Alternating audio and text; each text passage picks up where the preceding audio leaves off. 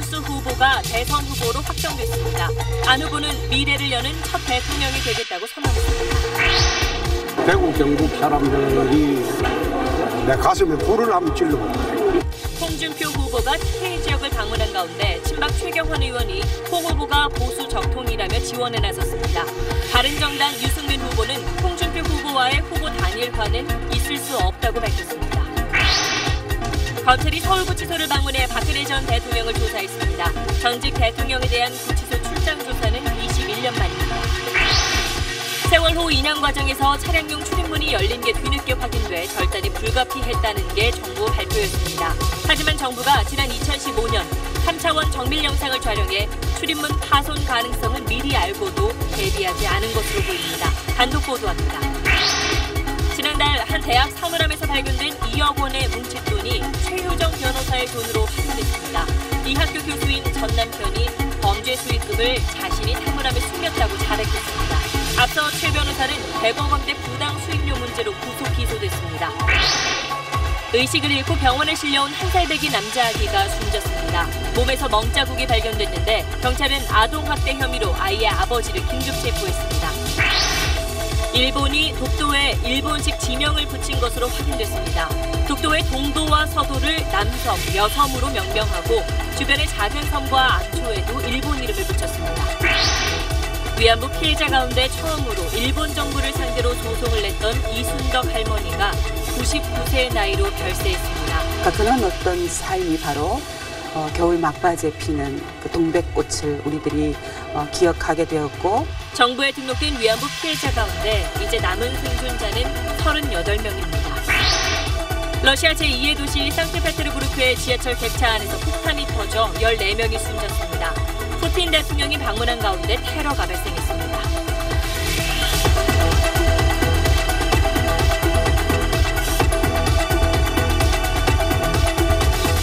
에너지를 쓰던 자동차가 수소로 에너지를 만드는 시대로 현대자동차. 여러분 안녕하십니까. 19대 대통령 선거를 35일 앞두고 각 정당의 후보 5명이 모두 확정됐습니다. 더불어민주당 문재인, 자유한국당 홍준표, 국민의당 안철수, 바른정당 유승민, 정의당 심상정, 이렇게 5명이 이제 본선 레이스를 펼칩니다.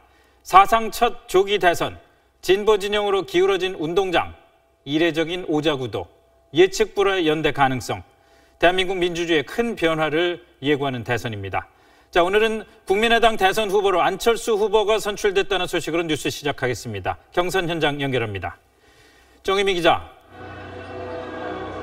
네, 대전 한밭체육관에 나와 있습니다. 예상대로 안철수 후보가 큰 격차로 이겼군요. 네, 그렇습니다. 이 충청권에서 치러진 마지막 순회 경선에서도 안철수 후보가 85.4%를 득표하며 크게 이겼습니다. 이 손학규 후보 12.4%, 박주선 후보 2.2%에 그쳤습니다. 안 후보는 7차례 전국 순회 경선과 여론조사에서 모두 이겨 최종 합산 75%로 본선 티켓을 거머쥐었습니다. 안철수 후보가 이번에 본선 도전이 처음이죠? 그렇습니다. 안철수 후보는 지난 대선에 무소속으로 나왔었는데요. 민주당 문재인 후보와 단일화 협상 끝에 후보직을 사퇴했었습니다. 이 두 사람은 이제 경쟁자로서 본선 승부를 펼치게 됐습니다. 안 후보는 19대 보궐선거로 국회에 입성한 재선 의원으로 지난해 총선 때 국민의당을 창당해 녹색 돌풍을 일으켰습니다. 자, 안철수 후보가 조금 전에 그 수락 연설을 한 걸로 알고 있는데 연설의 핵심 메시지는 뭡니까? 네, 안 후보는 미래를 여는 첫 번째 대통령이 되겠다고 역설했습니다. 들어보시죠. 최고의 인재와 토론하며 미래 준비하는 젊은 대통령 되겠습니다.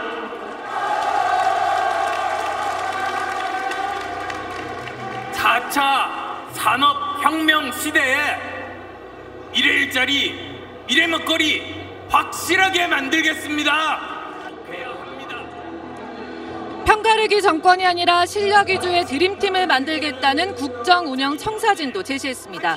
안철수의 시간이 오니 문재인의 시간이 가고 있다고 양강 대결 구도를 부각하면서 지난 대선 때보다 자신은 100만 배, 1000만 배 강해졌고 이번엔 반드시 승리하겠다고 말했습니다. 그런데 지금 안철수 후보가 문재인 후보와 대결을 하려면은 다른 후보들과의 연대가 불가피하다 이런 얘기들이 솔솔 나오고 있는데 안철수 후보 아직도 연대는 없다 이런 입장 계속 변하지 않을까요?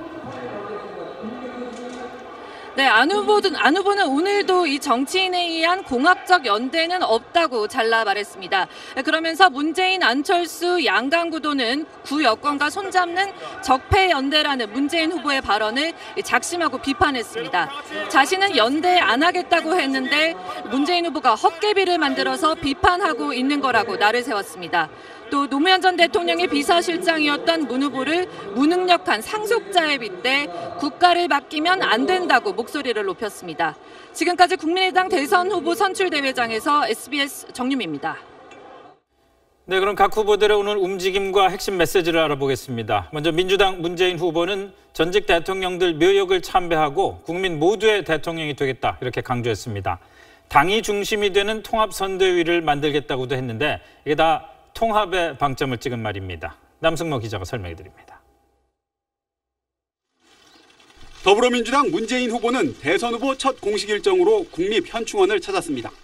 지난 2012년 대선 때와 달리 이승만, 박정희 전 대통령 묘역까지 모두 참배했습니다. 방명록에는 국민 모두의 대통령이 되겠다고 적었습니다. 그 공정과 정의의 토대 위에서 정의로운 국민 통합 이루어야겠다는 그런 다짐을 했습니다. 통합 행보로 반문재인 정서를 넘어 중도층까지 외연을 확대하겠다는 전략으로 읽혔습니다. 당내를 향해선 다시 하나가 되자며 단합을 호소했습니다. 경선 상대들의 반발을 샀던 지지자들의 문자 폭탄에 대해서도 직접 유감을 나타냈습니다. 제 책임이든 아니든 제가 이 자리를 빌어서 깊은 유감 표하고 또 위로 말씀을 드립니다. 추미애 대표에게 상임 선거대책위원장을 맡아달라면서 후보가 아닌 당 중심으로 선거를 치르겠다고 약속했습니다. 경쟁자였던 안희정, 이재명 캠프 인사들까지 참여하는 통합선대위를 꾸리기로 했습니다. 오후에는 경남 봉화마을로 내려가 고 노무현 전 대통령 묘역을 참배했습니다. 문 후보는 개혁과 통합을 함께 이룰 때 노 전 대통령이 꿈꿨던 사람 사는 세상도 가능하다고 강조했습니다. SBS 남승무. 자유한국당 홍준표 후보는 대구 경북을 방문해서 보수의 가슴에 불을 지르겠다 이런 말을 하면서 지지를 호소했습니다. 그동안 친박계가 홍 후보와 거리를 두고 있었는데 오늘은 홍준표 띄우기에 가세했습니다. 정성진 기자가 따라가 봤습니다. 홍준표 후보가 후보 선출 이후 첫 지역 일정으로 대구 경북을 찾았습니다. 홍 후보는 보수의 심장은 TK라며 TK 가슴에 불을 지르러 왔다고 목소리를 끌어올렸습니다. 대구 경북이 분위기가 살아나면 영남이 전체가 살아날 거예요. 대구 경북 사람들이 내 가슴에 불을 한번 찔러볼게. 박근혜 끌어안기에도 공을 들였습니다. 박정희 전 대통령 생가를 방문한 뒤 박정희처럼 강인한 대통령이 되겠다고 했고 홍준표 정권이 들어서면 박근혜 전 대통령도 용서받게 된다고 강조했습니다. 5월 9일 날 홍준표 정부를 만드는 것이 박근혜를 살리는 길이다. 친박계도 화답했습니다. 당원권 정지 상태인 최경환 의원까지 지원 사격에 나섰습니다. 당원들이 또 국민들이 뽑은 후보이기 때문에 보수 적통 후보는 홍준표 후보가 당연하고요. 양아치 친박 발언으로 대치했던 양측이 보수층 결집을 위해 손을 잡는 모양새입니다. 홍준표 후보는 오늘 대구를 시작으로 내일 부산과 울산, 모레 광주와 대전을 찾아 보수층 결집에 총력을 기울일 예정입니다. 선거대책위원장에는 김항식 전 총리를 우선순위에 놓고 접촉하고 있습니다. SBS 정성진입니다. 바른정당 유승민 후보는 홍준표 후보와는 단일화하지 않겠다고 선을 그었습니다. 홍 후보가 바뀌지 않는 이상 각자의 길을 갈 수밖에 없다는 사실상의 완주선언입니다. 보도에 한상우 기자입니다. 유승민 후보는 왜 정치를 하는가에 대한 자신의 책을 소개하면서 홍준표 후보와의 단일화는 있을 수 없는 일이라고 단언했습니다. 퇴로를 끊는 듯한 발언도 했습니다. 그런 후보하고 무슨 단일화 이야기를 한다? 그거는 저희들이 바른정당을 시작한 그 이유 자체를 부정하는 거기 때문에 앞으로도 제가 입장이 바뀔 가능성이 없습니다. 캠프 관계자는 국정농단 세력에 대한 정리 없이는 단일화를 일절 고려하지 않겠다는 최후 통첩이라고 밝혔습니다. 국민의당 안철수 후보와 연대 가능성에도 고개를 저었습니다. 국민의당이 보수 정당이 아니고 민주당에서 뛰쳐나온 민주당의 이중대 비슷한 그런 정당이다. 주변에선 유승민 후보가 대선 완주 의사를 굳히고 있다는 해석을 내놨습니다. 원내 정당 가운데 가장 먼저 대선 후보로 확정된 정의당 심상정 후보는 보건의료개혁 공약을 발표했습니다. 병원비 걱정에서 벗어날 수 있도록 건강보험 보장성을 80%로 높이겠습니다. 심 후보는 정권 교체를 위한 후보 사퇴는 지난 대선이 마지막이라며 완주할 뜻을 분명히 했습니다. SBS 한상우입니다. 이번에 각 당의 경선은 결과적으로 선출된 후보의 지지율이 월등한 걸로 나타났지만 경선 과정에서의 경쟁은 치열했습니다. 그래도 탈락한 후보들 모두 한 명도 빠짐없이 깨끗하게 승복하는 기록을 남겼습니다. 물론 승복을 넘어서 협력을 이끌어내는 건 승자들 몫입니다. 김용태 기자입니다. 상대는 갑자기 나쁜 사람이 돼버립니다.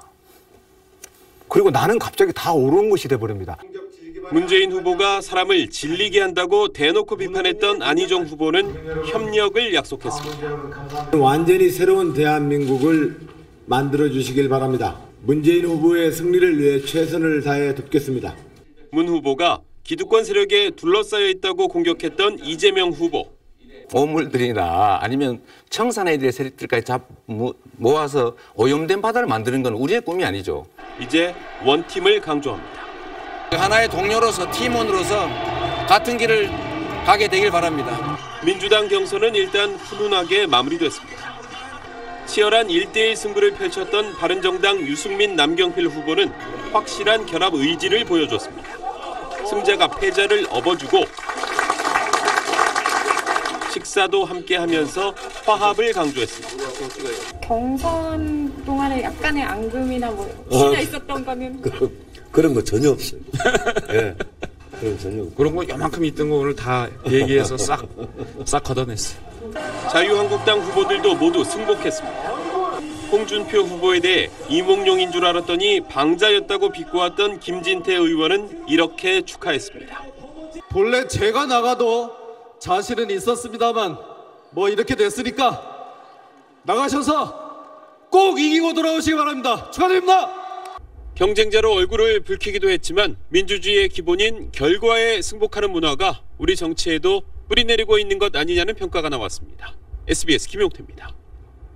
자, 그러면 대선 승리를 위해서 후보들은 어떤 전략을 짜고 있는지 정치부 김현우 기자와 함께 알아보겠습니다. 자, 김 기자, 우선 지금 지지율이 가장 앞서고 있는 문재인 후보부터 알아볼까요? 네, 저희가 후보들이 어떤 생각을 하고 있는지 후보들의 머릿속을 한번 추측해봤습니다. 자, 문재인 후보는 이 대세론을 끝까지 밀고 간다는 전략입니다. 선두주자에게 유권자들의 표심이 더 쏠리는 그런 효과를 기대하는 거죠. 동시에 이 박스권인 지지율 30%대를 뚫기 위해서 중도층 공략도 생각하고 있습니다.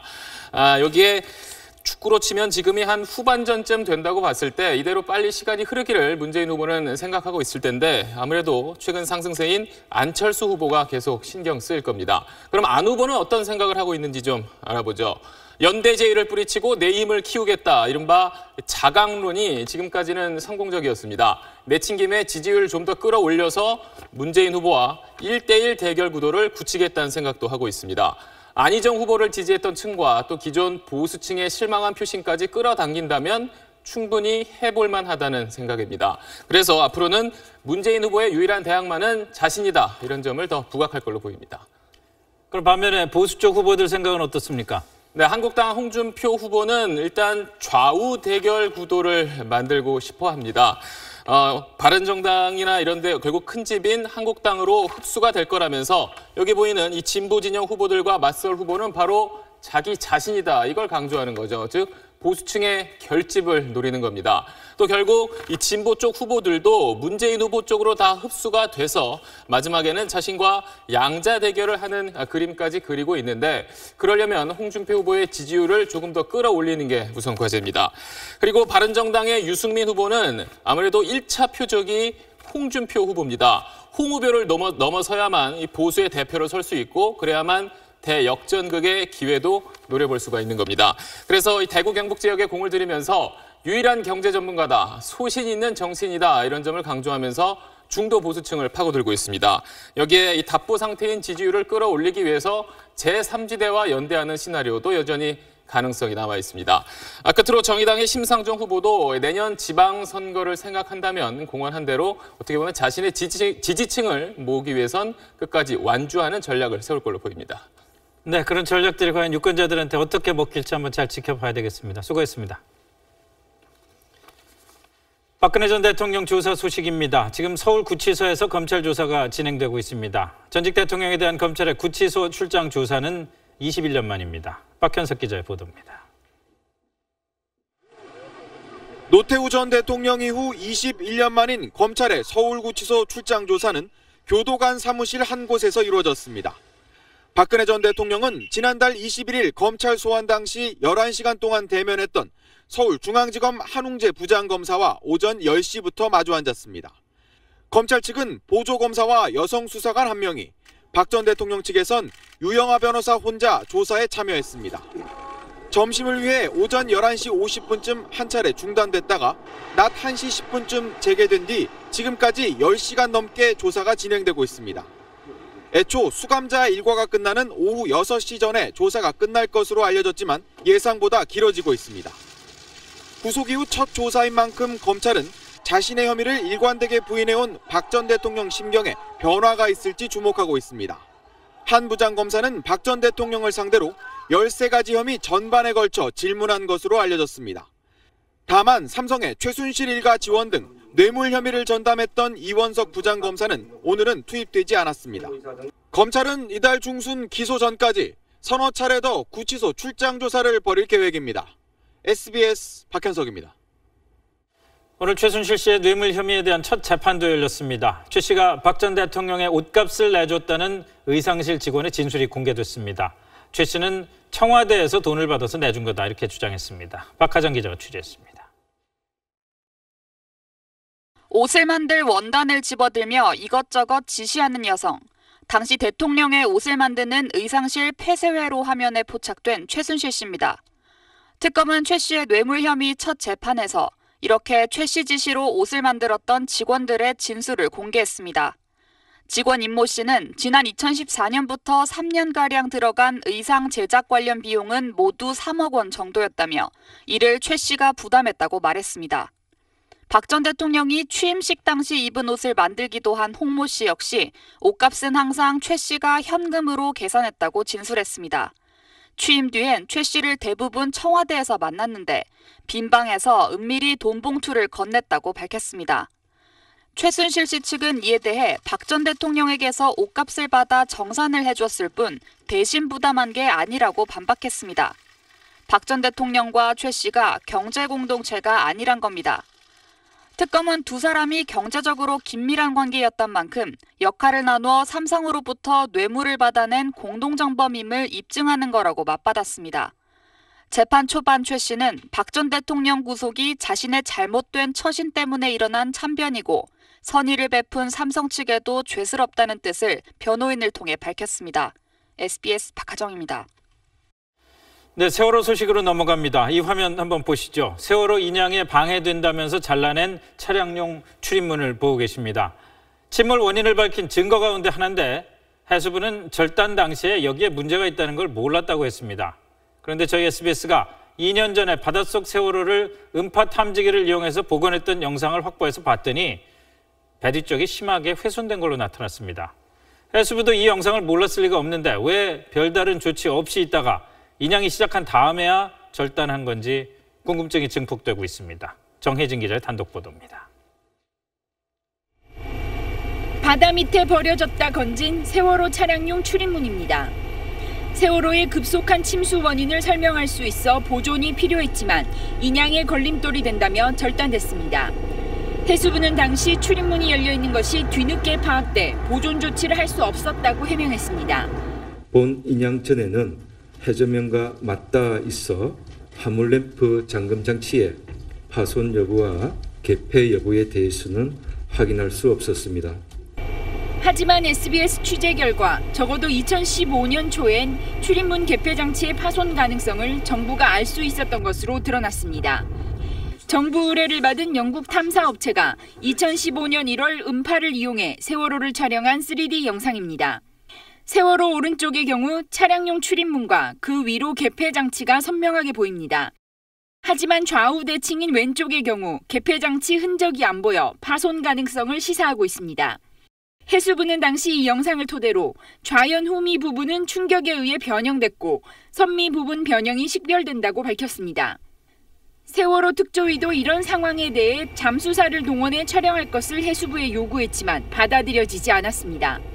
차량용 출입문의 파손 여부를 해수부가 미리 알고도 보존 조치를 안 했다면 사고 규명을 위한 선체 증거를 소홀히 하고 있다는 비난을 면하기 힘들어 보입니다. SBS 정혜진입니다. 세월호를 육상으로 옮기는 작업이 자꾸 지연되고 있습니다. 당초 오는 7일까지 육상 거치를 마칠 계획이었는데 물을 빼는 작업이 시간을 잡아먹고 있는 겁니다. 현장 연결해 보겠습니다. 원종진 기자. 네, 목포 신항에 나와 있습니다. 물을 빼는 작업이 왜 이렇게 시간을 잡아먹는 겁니까? 네, 지금 세월호 선체 내부에 진흙이 너무 많이 쌓여 있어서 배수 작업이 원활하게 이뤄지지 않고 있습니다. 오늘 중국 인양업체인 상하이 셀비지사가 세월호 선체 무게를 다시 쟀는데 14,500톤이 넘는 것으로 나왔습니다. 당초 예상했던 무게보다 1,100톤 이상 더 나간다는 겁니다. 해양수산부는 운송장비인 모듈 트랜스포터 24대를 추가로 투입하기로 했지만 이 무게의 세월호를 들어올리기엔 여전히 어려운 상황입니다. 이에 따라 세월호 육상 거치 일정도 지연될 것으로 보입니다. 처음부터 소형을 동원하다 보니까 이런 사태가 이제 벌어진 것 같습니다. 4월 7일에 이제 데드라인인데 아마 안 될 것 같습니다. 육상 거치가 늦어진다는 소식에 미수습자 가족들은 크게 실망했습니다. 해수부를 갖다 어떻게 믿고 선체 조사위원을 어떻게 믿고 정부를 어떻게 믿어요? 가족한테 연락도 없고 이제 우리가 직접 들어가요. 필요 없어요 다. 현재 해수부는 선체 구멍에 바람을 불어넣어 입구를 막고 있는 진흙을 흐트러뜨리면서 해수를 빼내고 있습니다. 구멍을 지금보다 크게 지름 30cm로 확대하는 방안은 선체에 무리를 줄 수 있다며 선체조사위가 거부했습니다. 이곳 목포신항은 내일부터 오는 7일까지 비 예보가 있어 기상까지 불리한 상황입니다. 지금까지 목포신항에서 SBS 원종진입니다. 세월호를 지켜본 눈, 수습 과정에서 나온 휴대전화가 침몰 당시 상황을 확인할 중요 단서가 될 수 있다는 내용을 이미 전해드렸습니다만 그런데 해수부가 수거한 휴대전화를 아무 조치 없이 방치해놓는 바람에 영상 복원 가능성을 떨어뜨리고 있습니다. 심영구 기자의 단독 보도입니다. 그제 오후 세월호 인양 이후 처음으로 발견된 휴대전화. 세월호 침몰 상황에 대한 영상이나 희생자의 마지막 메시지가 담겨 있을 수 있는 중요한 유류품입니다. 하지만 해수부는 이 휴대전화를 다른 유류품들과 함께 저장팩에 넣어 하루 넘게 창고에 보관했습니다. 바닷물에 3년 가까이 잠겨있던 디지털 기기는 공기에 노출되는 순간부터 부식 속도가 빨라져 시간이 흐를수록 데이터 복원 가능성이 낮아집니다.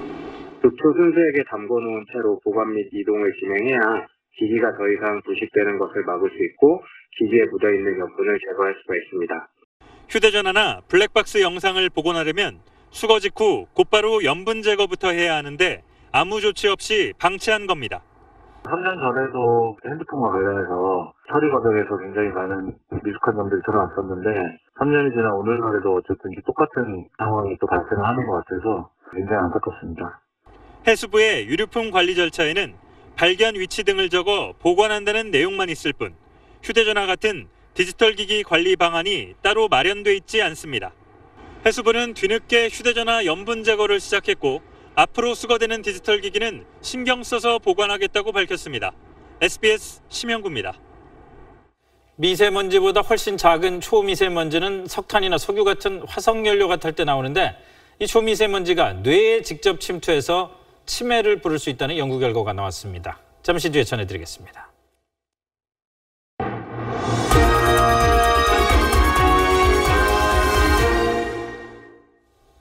지난달 한 대학 캠퍼스 사물함에서 현금 2억 원의 뭉칫돈이 발견됐다고 전해드렸는데 누구의 돈인지 밝혀졌습니다. 100억 원대 부당 수임료를 받아 구속 기소된 최유정 변호사의 돈으로 확인된 겁니다. 박수진 기자입니다. 지난달 7일 저녁 성균관대학교 수원 캠퍼스 학생 사물함에서 5만 원권 9천만 원과 100달러 지폐 10만 달러 등 뭉칫돈 2억 원이 발견됐습니다. 경찰은 사물함이 있는 복도 CCTV를 분석한 결과 돈이 발견되기 한 달 전쯤 한 남성이 학생 사물함 구역에 드나든 정황을 확인했습니다. 경찰이 조사에 들어갔는데 돈을 사물함에 넣은 사람은 이 학교 교수이자 100억 원대의 부당 수임료를 받은 혐의로 구속 기소된 최유정 변호사의 남편인 A 교수로 확인됐습니다. A 교수는 경찰에 최 변호사의 범죄 수익금을 자신이 사물함에 숨겼다고 자백한 것으로 전해졌습니다. 정상적인 돈이 아니니까 계좌 같은 데 넣어놓지 못하고 이렇게 사물함에 보관하게 된 거다. 경찰은 A 교수를 범죄 수익 은닉 혐의로 불구속 입건했습니다. 최유정 변호사는 정운호 전 네이처 리퍼블릭 대표와 송창수 이숨 투자자문 대표로부터 100억 원대의 부당 수임료를 받은 혐의로 1심에서 징역 6년과 추징금 45억 원을 선고받았습니다. 앞서 지난해 5월 검찰은 최 변호사가 개설한 대여금고에서 현금 10억 원을 압수하기도 했습니다. 사물함에서 발견된 2억 원은 범죄 수익금으로 확정되면 국고로 환수됩니다. SBS 박수진입니다. 돌을 2주 앞둔 아기가 의식을 잃고 병원에 실려와 숨졌습니다. 또래에 비해 너무 마른 아기의 몸 곳곳에서 멍자국까지 발견됐고 아기의 아버지가 아동학대 혐의로 긴급 체포됐습니다. 이세영 기자입니다. 의식이 없는 영화를 하는 구급대원들이 다급하게 구급차에 올라탑니다. 한 손으로도 다 감쌀 수 있을 만큼 앙상한 아기의 몸을 눕히고 계속해서 심폐소생술을 실시합니다. 태어난 지 12개월 된 A군이 경기 시흥의 한 병원 응급실로 실려온 건 오늘 새벽 5시 50분쯤. 이미 의식이 없고 맥박도 뛰지 않는 상태였고 얼굴과 손목, 무릎과 발목 등에서는 멍자국이 발견됐습니다. 복부 쪽에 흰만이 있었고 얼굴에는 체가상이 많이 다발성으로 보였나 봐요. A군은 병원에 도착하자마자 곧 숨졌는데 돌을 앞둔 A군의 몸무게는 6.5kg, 생후 2-3개월 평균치에 불과했습니다. 너무 무덤덤한 태도에 저희 직원들도 많이 좀 놀랬던 상황이었고요. 경찰은 오늘 오후 A군의 아버지 31살 B씨를 아동학대 혐의로 긴급 체포했습니다. 경찰은 A군의 친모로부터 남편이 평소 아기를 자주 때렸고 지난달 30일에는 칭얼댄다는 이유로 아기의 배를 주먹으로 세게 2번 때렸다는 진술을 확보했습니다. A군의 집에선 5살 아들과 3살 딸도 함께 발견됐는데 이들 역시 영양 상태가 좋지 않아 아동보호 전문기관으로 옮겨졌습니다. 애들 방치시켜놓고 주변 PC방을 쌓여보니까 2시간씩, 10시간씩 게임하고 있는 게 나와요. 하지만 A군의 아버지는 여전히 자신의 혐의를 완강히 부인하고 있습니다. SBS 이세영입니다. 일본이 몇 년 전부터 독도에 일본식 지명을 붙이고 이제는 아예 지도에도 표기하고 있습니다. 독도의 서도와 동도를 남섬, 여섬으로 명명하고 주변의 작은 섬과 암초에도 일본식 이름을 붙였습니다. 도쿄 최호원 특파원입니다. 일본 국토지리원의 25,000대 1 지도입니다. 울릉도와 독도 사이에 금을 그어 독도가 일본 땅이라고 주장하고 있습니다. 더 들어가 보면 우리 서도에는 남자섬이라는 뜻의 오지마, 동도에는 여자섬이라는 메지마라는 이름이 붙어 있습니다. 지난 1일부터는 작은 섬들에까지 일본식 이름을 붙였습니다. 서도 오른쪽 우리 삼형제 굴바위는 고토쿠지마, 동도 선착장 인근의 숫돌바위는 시로이와입니다. 배를 타고 지나가며 절경을 즐길 수 있는 독립문 바위 일대는 멋대로 조우이와라는 이름을 붙였습니다.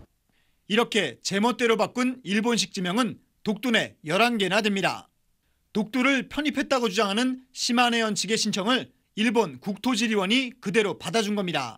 日本の海軍水路部で測量した時の図面、それから聞き取り調査、当時のことが書いてある文献資料と 독도 주변엔 일본 선박들이 접근하기 어려워 지명들은 실제 사용되기 어렵습니다.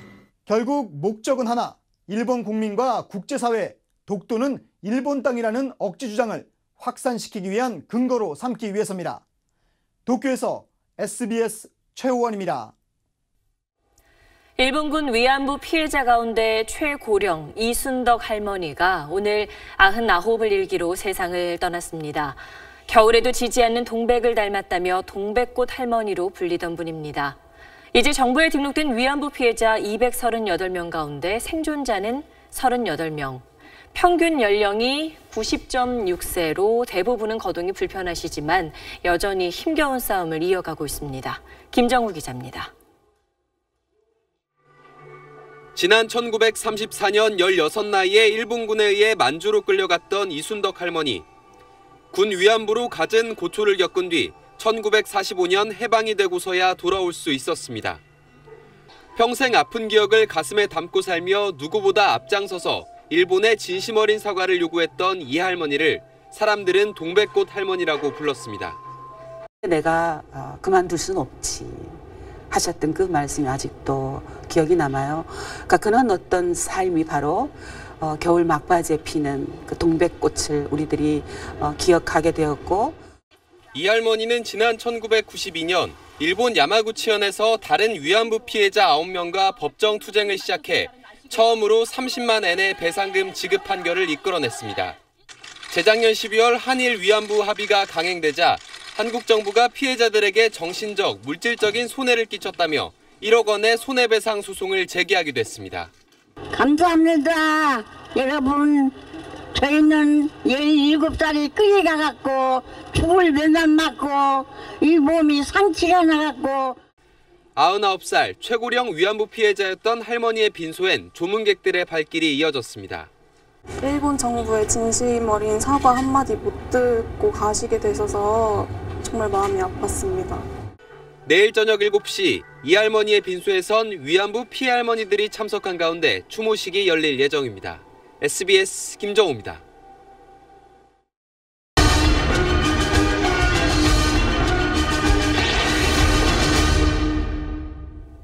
미세먼지라고 하면 크기가 10마이크로미터 이하인 입자를 말합니다.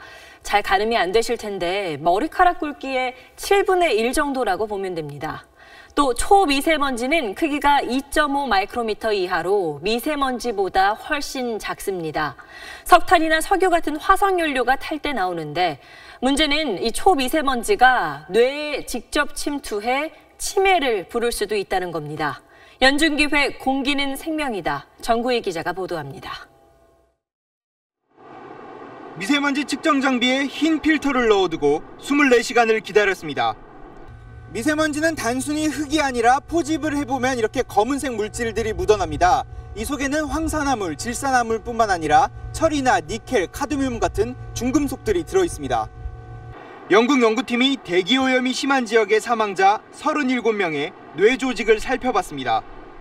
뇌 속에서 초미세먼지가 발견됐는데 주 성분은 철로 뇌 조직 1g에 수백만 개가 쌓여 있기도 했습니다. 인지 기능이 떨어진다든지 혹은 우울증이 생긴다든지 심해지면은 파킨슨병이나 혹은 우리가 흔히 알고 있는 알츠하이머 치매 같은 것도 생길 수가 있습니다. 서울대 연구팀도 뇌질환인 파킨슨병 환자를 조사했더니 미세먼지가 10마이크로그램 늘 때마다 환자들이 응급실을 1.6배 더 많이 찾는 것으로 나타났습니다. 질환을 가지고 계신 분들이 응급실을 방문할 정도로 상태가 악화되었다라고 해석할 수 있을 것 같습니다. 초미세먼지와 중금속 농도는 반드시 비례하지 않습니다.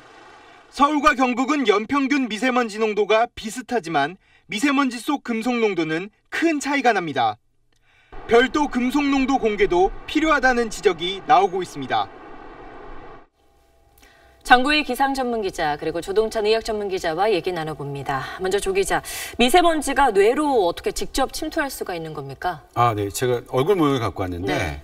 코 위쪽에 이렇게 하얗게 보이는 게 후각신경입니다. 이 후각신경은 위로 가면 이제 뇌 앞쪽과 연결되어 있는데 미세먼지가 바로 이 후각신경을 타고 뇌 안으로 침투합니다.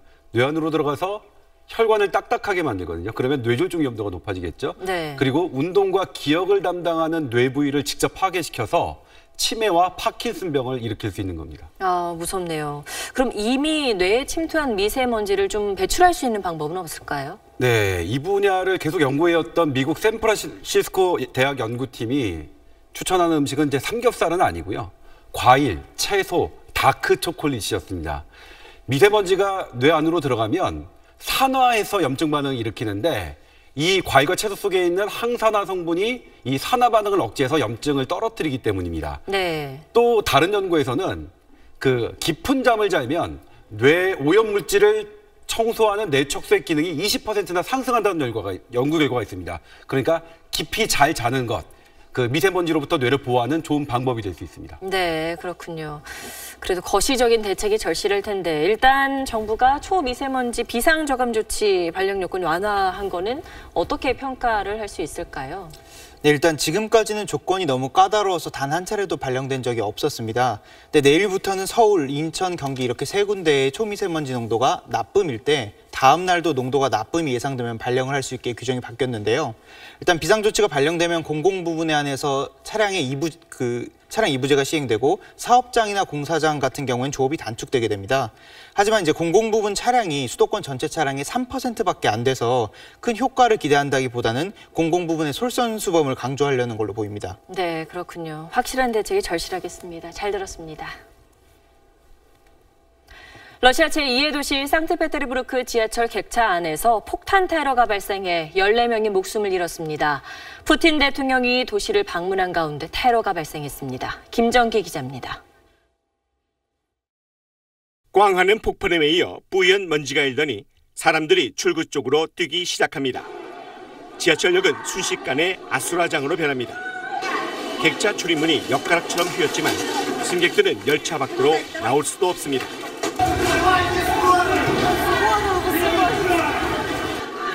곳곳에서 부상자들의 비명소리가 끊이질 않습니다. 현지 시간으로 어제 오후 2시 40분쯤 러시아 상트페테르부르크의 두 역 사이 구간을 운행하던 지하철 객차 안에서 사제 폭탄이 터졌습니다. 14명이 숨졌고 부상자는 50명에 달합니다. 한인 피해는 없는 것으로 확인됐습니다. 인근 다른 지하철역에서도 사제 폭탄이 발견됐습니다. 아직까지 이번 테러를 자신들의 소행이라고 주장하는 단체는 없습니다.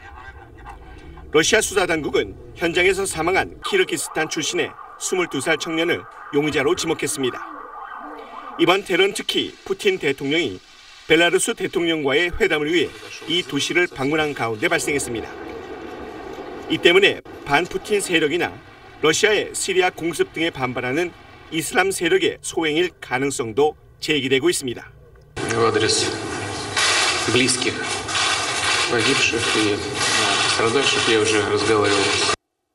지난 10여 년간 러시아에서는 일반 시민들이 많이 이용하는 지하철을 중심으로 폭탄 테러가 발생하면서 100명 가까운 시민들이 목숨을 잃었습니다. SBS 김정희입니다. 네, 지금 국민의당 후보로 확정된 안철수 후보가 연결돼 있습니다. 얘기 한번 나눠보겠습니다. 안철수 후보 안녕하십니까? 축하드립니다. 네, 감사합니다. 우선 간단한 소감부터 좀 말씀해 주시죠.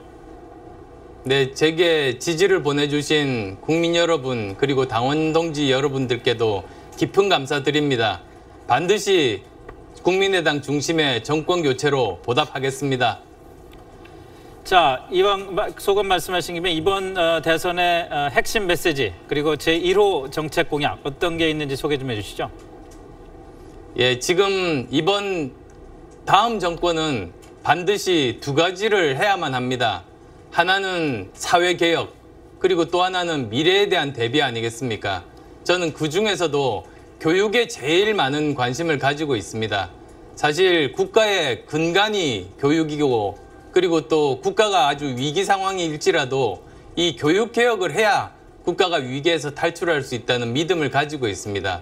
저는 반드시 교육 대통령이라는 이야기를 듣고 싶습니다. 자, 그러면 당선돼서 교육 대통령이 되시려고 교육 개혁을 해야 되는데 문제는 원내 39석이라는 정당을 집권 여당으로 갖고 이런 정책들을 과연 이끌어갈 수 있겠냐 그런 의구심을 가진 분들이 많거든요. 어떻게 답하시겠습니까? 저는 반대로 여쭤보고 싶습니다. 박근혜 전 대통령이 150석 이상의 의석을 가지고 있는 그 당의 후보였습니다. 그래서 당선됐습니다.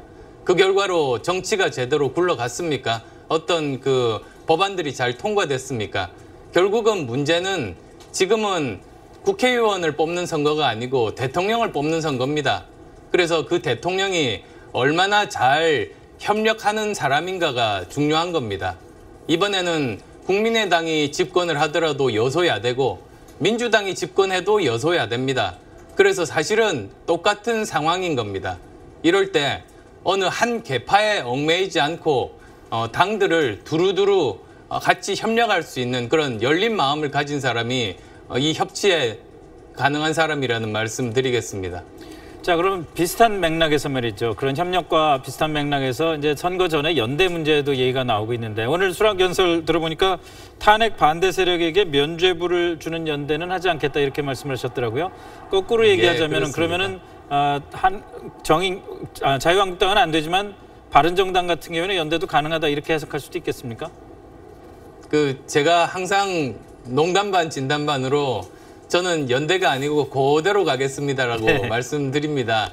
이 원래 정당이라는 것이 자기가 가진 비전과 리더십으로 평가받고 선거 치르는 것 아니겠습니까?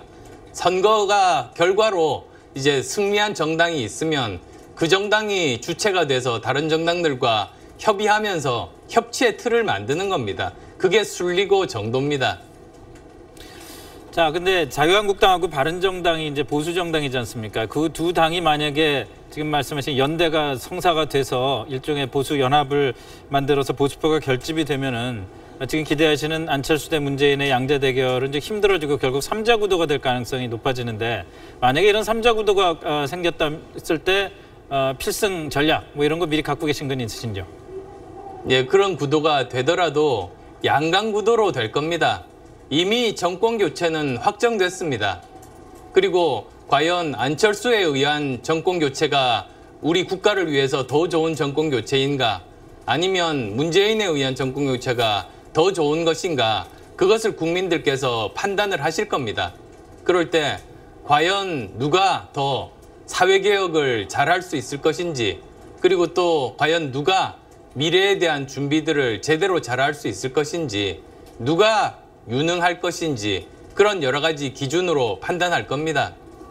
네, 잘 들었습니다. 고맙습니다. 정정당당하고 예, 또 정책이 감사합니다. 중심이 되는 선거 이끌어 가시기 바라겠습니다. 고맙습니다. 고맙습니다. 네, 다음 소식입니다. 가족 중에 한 명이 아프면 온 가족이 간병에 매달리게 되지요.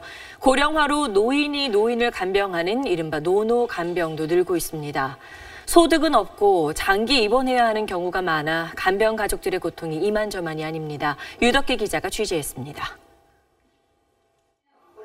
뇌출혈로 입원한 이 70대 여성을 딸이 간병하고 있습니다. 어머니의 거동이 불편해 한시도 자리를 비울 수 없습니다. 어머니를 간병인에게 맡기고 싶지 않았고 간병인 쓸 형편도 되지 않아 하던 일까지 줄였습니다. 다 사회생활을 하고 있어요. 그러니까 간병인을 쓰고 싶지요, 사실은. 근데 경제적인 부담도 너무 많이 되고.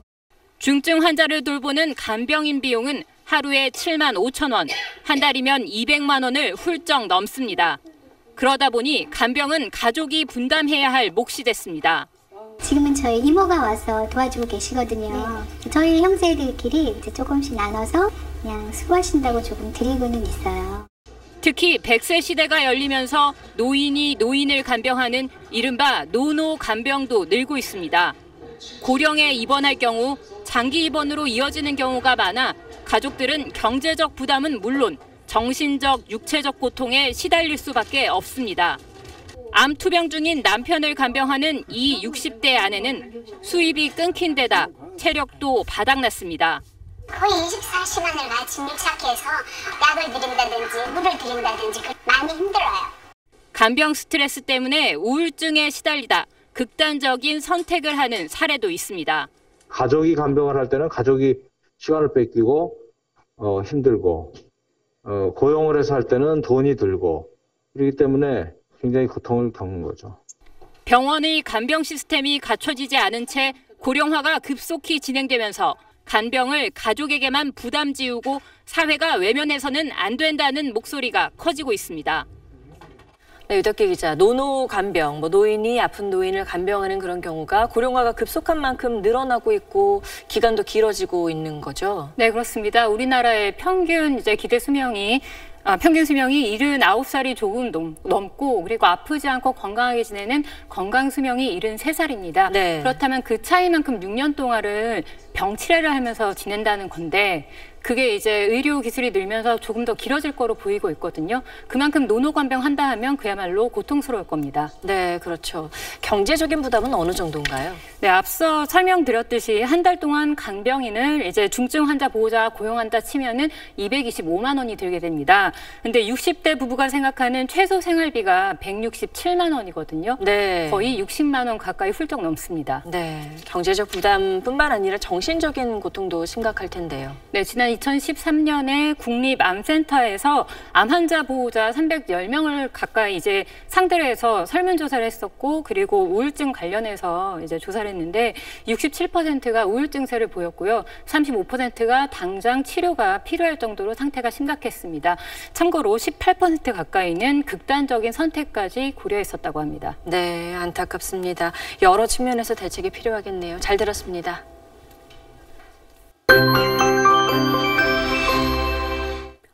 식목일인 내일은 한 차례 봄비가 내립니다. 연일 탁한 날씨가 이어졌기 때문에 더욱더 반가운 비 소식입니다. 아침에 호남 서해안에서 비가 내리기 시작해 차츰 전국으로 확대되겠는데요. 제주 산간과 남해안은 최고 80mm 이상으로 주로 남쪽 지방에 비가 집중되겠습니다. 이 비는 모레까지 이어질 것으로 보입니다. 비로 인해 그간 말썽이던 미세먼지도 해소될 것으로 기대되고 있습니다. 내일 비가 내리기 전까지만 중서부 지방의 먼지 농도가 높다가 오후부터는 나아지겠습니다. 내일 아침 공기는 오늘보다 부드럽겠습니다. 서울이 10도로 시작하겠고 한낮 기온은 15도로 오늘보다는 낮겠습니다. 비와 함께 곳곳으로는 돌풍과 천둥, 번개를 동반하는 곳도 있겠습니다. 모레까지는 비가 내리면서 좀 서늘하겠는데요. 하지만 이후로는 다시 기온이 큰 폭으로 오르겠습니다. 날씨였습니다. 눈치채신 분들이 있을지 모르겠지만 저는 지금까지 각 당 대선 후보와 대담을 마치면서 말미에 늘 정정당당하고 정책이 중심되는 선거를 치르시기 바란다 이렇게 인사말을 전했습니다. 부연하자면 이렇습니다. SBS 드라마 대물에 나온 대통령의 대사입니다. 대한민국에서 국가가 지켜주지 않는 국민이 나와서는 안 된다. 이런 약속이 치안, 안보, 복지, 일자리를 비롯한 모든 정책 분야에서 나와야 합니다. 저희가 매주 화요일 이 시각에 전해드리는 대선 후보 SBS 빅지수, 후보들이 확정되면서 오늘 빅지수의 변화가 사실 많았는데 오늘 시간이 넘쳐서 전해드리질 못했습니다. 내일 8시 뉴스에서 꼭 보실 수 있게 해드리겠습니다. 뉴스 마치겠습니다. 고맙습니다.